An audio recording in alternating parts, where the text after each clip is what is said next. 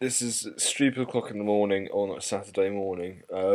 I'm currently house sitting, or flat sitting, apartment sitting for my brother who is due back from Abu Dhabi today, and I have sweet fuck all to do. So I thought I'd give a bumper review of the movies that I saw last week: Black Swan, The King's Speech, and 127 Hours. Okay, so first of all, Black Swan. I've been a fan of Darren Aronofsky basically since the beginning. At college, we had to study independent cinema, and Pi was one of those movies that we had to watch as part of the curriculum. They managed to make effectively a very smart, compelling thriller based around mathematics. I then eventually got around to seeing Requiem for a Dream. You know, it is one of the most depressing movies ever made, but it's also one of the best movies ever made. And then he went on and did The Fountain, which is probably his most polarizing film to date. I personally loved it. I thought it was one of the best films of the last decade. So you could say that I'm a bit biased towards Darren Aronofsky. Black Swan shows all of his talents and what it's kind of the filmmaker of his first three films, from Pi to The Fountain, mixed with the sensibilities that he's now incorporated since The Wrestler. So it's filmed in very much the same way as The Wrestler.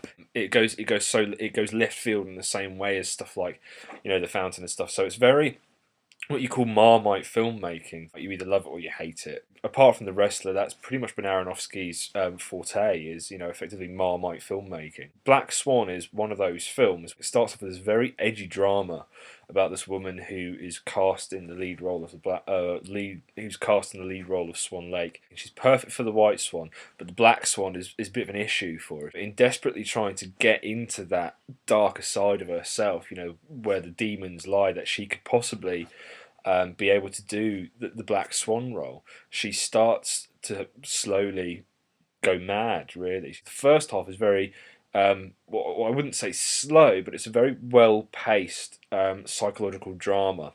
Straight down at the halfway point, from the last hour of the film, it just goes into places that just defy logic. It was a case of, it just literally did go into places that I didn't expect. I was just like, this is Aronofsky. This is the sort of stuff that he should do. It also helps that the performances in general are really good. Vincent Cassel is perfect as like the head of this troupe. He's obnoxious, he's sleazy. He's always generally quite good in what he does. And if you look at him in stuff like Eastern Promises, the shining light here is Natalie Portman. I mean, she is remarkably good. I've never seen her act so well in all of her career. She's able to play the subtlety of her madness very, very well. She's able to anchor it in a way that makes all the madness seem believable, because she is clearly going mad, and it's not done in that kind of whoa, look how loopy and crazy I am, whoa, I'm crazy. It is very subtle. Black Swan in general, just because of how audacious it is and how well it's presented and how well it's acted, I would give it, effectively like a 4.5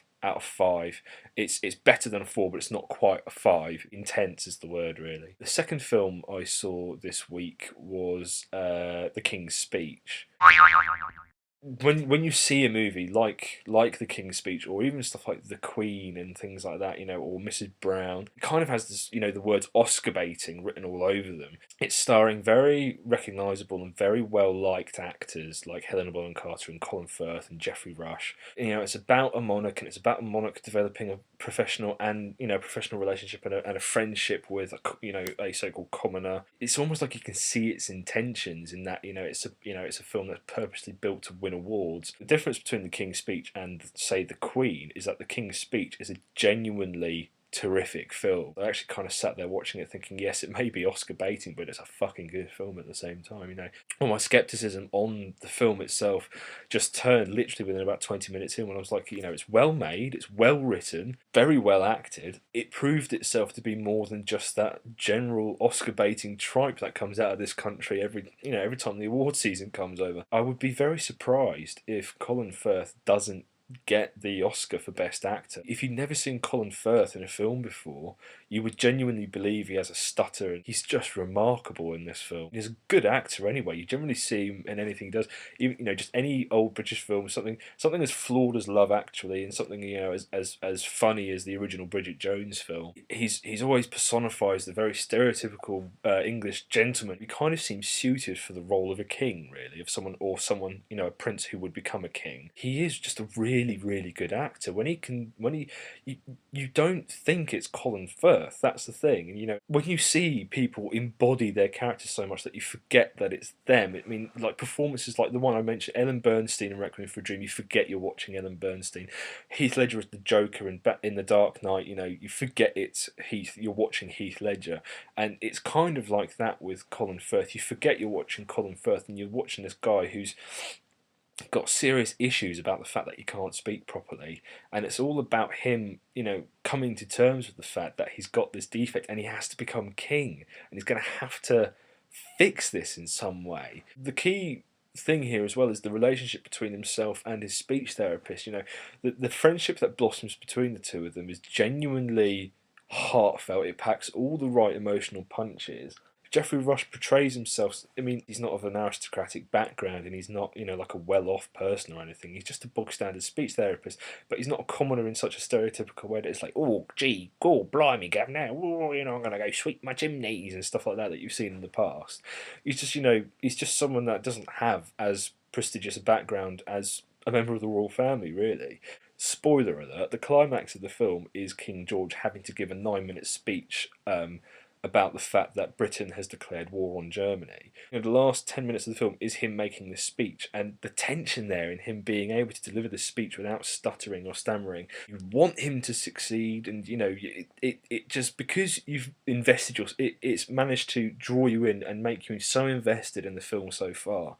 When you come to that bit, you really want him to do well. It is very educational, and it is just a very, very well-made film. I loved it. I thought it was an absolutely terrific film. Although it's got Oscar baiting written all over it, it is a genuinely great film. I'll give The King's Speech a full 5 out of 5. It just doesn't feel like you can give it anything less, considering how remarkable the film really is. Third film I saw, which I actually saw last night, was 127 Hours. Now, Danny Boyle is an interesting filmmaker. He's like Ang Lee in that he's tackled quite a few different different genres, really. He's done science fiction with Sunshine.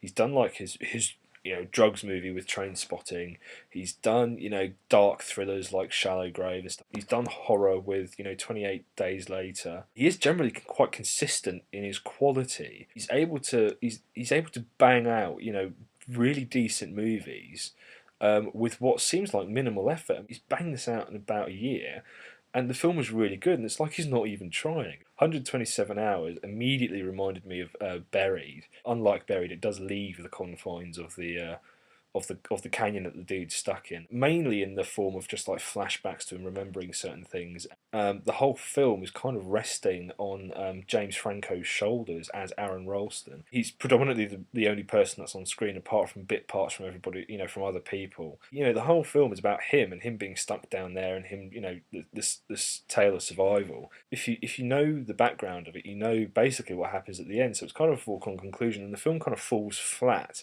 in that respect. In terms of filmic techniques and performances and how well it's written and stuff, that is all very good. But because you know where it's going to go, I mean, he's going to cut his arm off at the end and he's going to find his way to freedom. It takes away a certain element of mystery, because when you're watching Buried, he's either going to get out of the coffin or he isn't.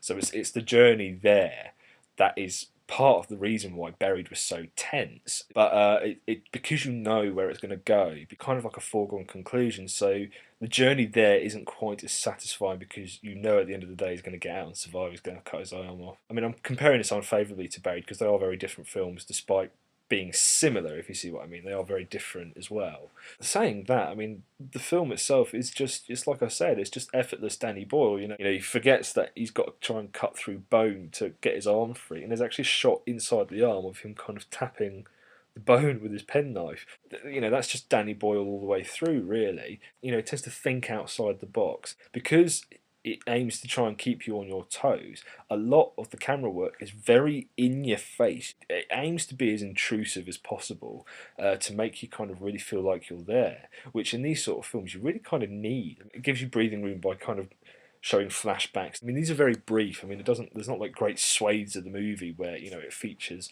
you know, him as a young man. Or it's kind of a good thing and a bad thing at the same time, because it's a good thing because it gives you breathing room, but at the same time you kind of feel like they're playing it safe. You know, it's well written, it's well directed, it's very well acted, and is only really let down by the fact that you know what happens at the end. Really, 127 hours.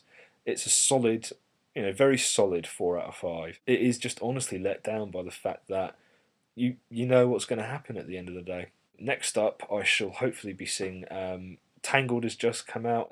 True Grit comes out soon, which I'm very excited to see, and The Fighter also comes out soon in this country, which I'm very excited to see as well. Okay, adios, ciao.